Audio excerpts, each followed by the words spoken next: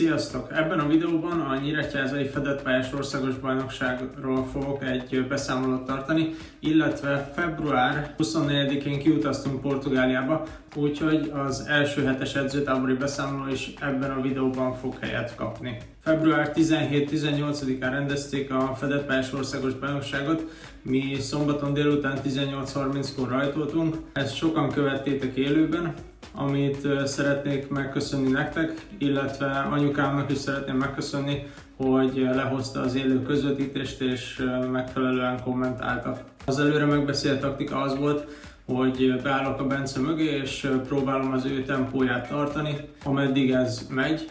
Esetleg, hogyha marad erőm a végére, akkor megpróbálni megelőzni az utolsó néhány körben. Az elejétől kezdve egy elég erős tempóban nyomtuk, konkrétan nekem szinte az összes részidő, értem ez alatt a 2-3-4 kilométereket, szinte mindegyik egyéni csúcs lett. Egészen az utolsó 3 körig egy ritmusba haladtunk, de akkor Bence beleváltott az amúgy is elég kemény tempóba, amire én már sajnos nem tudtam felgyorsulni. Az én részemről igazából lassulás nem volt, csak az ő sebességét nem tudtam lekövetni. Az én kilométereim a következők voltak: 3:54, 3:53, 3:54, 3:52 és 3:54. A végeredmény pedig 19 perc 28 másodperc lett, ami nagyjából fél perces egyéni csúcs. Az időnek nagyon örültem, magamnak ezt a 19:30-at tűztem ki a versenyt megelőzően, viszont nyerni szerettem volna Nyíregyházán, ami sajnos most nem jött össze. Összességében igazából nem lehetünk elégedetlenek, mivel tovább javítottam az egyéni csúcsomat, és egy elég erős időt sikerült gyalogolnom. Na, de ennyit is az idei első országos bajnokságról, térjünk át az edzőtáborra. Február 24-én utaztunk ki, így aznap délutánra már csak egy átmozgató edzés maradt. Másnap, azaz vasárnapra esett az első kemény edzés, ami 18 km volt, 4:30-as tempóban.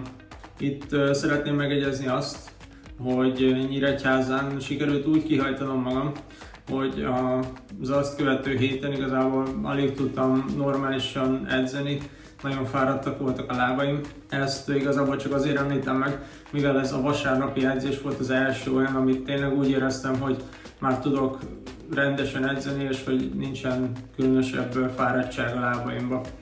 A tempót végig egyenletesen tartottuk Bencével, mentek a 4:30-as kilométerek. Ő a végén egy kicsit rágyorsított, amit sajnos én azt nem tudtam megtenni, de igazából ez nem probléma, mert tényleg végre volt egy jó edzésem. Vasárnap délutánra egy könnyebb edzésem volt még, 6 km futás után 20 darab 100 méter lendületes gyaloglás. Hétfőn könnyű edzéseim voltak, délelőtt 12 km gyaloglás a fiúkkal, délután pedig 6 km futás követően 40x100 méter gyaloglóiskola volt. A héten kedden volt az első kemény nap, délelőtt bemelegítést követően 6x2000 méter gyaloglásom volt időre. Ezt sajnos egyedül csináltam, így innen videót most nem tudok bevágni. Az edzés az jól ment, csak elég nagy szél volt. A táv első fele mindig gyorsabb volt, mint a második fele, mivel ott folyamatosan szembeszél volt, és tényleg annyira megfogott, hogy egyszerűen nem tudtam gyorsabban menni. Délután ismét időre gyaloglás következett, bemelegítést követően 15x400 méteren volt. Igazából ez a délutáni edzés is jól ment, nem mondom, hogy egyszerűen, sőt igazából elég nehezen, de sikerült megcsinálnom a kiírtak szerint. Szerdán újra könnyű nap volt, délelőtt gyalogoltunk Ritával 15 km-t könnyen, majd délután pedig futottam 10 km-t a kondiban. Csütörtökön ismét erős nap következett, délelőtt 5x3 km csináltunk Bencével, délután pedig 10x400 métert.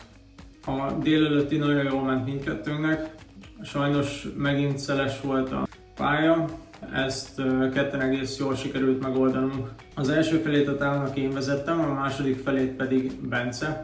Neki volt egy kicsit nehezebb dolga, mert visszafele szembeszeles volt. Az utolsó 2 résztávnál próbáltam előre menni, beleváltani a tempónkba, ami sikerült is.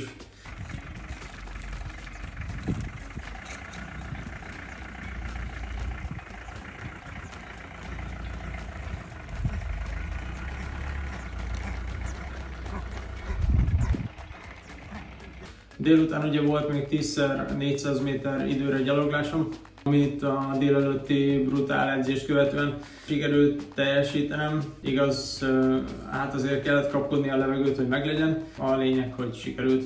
Pénteken könnyű nap volt, délelőtt 15 km gyaloglás a lányokkal, délután pedig ismét egy 10 km futásom volt csak a kondiban. Szombaton délelőtt lett volna egy 15 km gyaloglási időre, amit sajnos nem tudtam megcsinálni. A tért hajlítom nagyon elkezdett fájni gyaloglás közben, amikor ugye nyújtott állapotban van a lábam. Így néhány kilométer után ezt az edzést sajnos fel kellett adjam.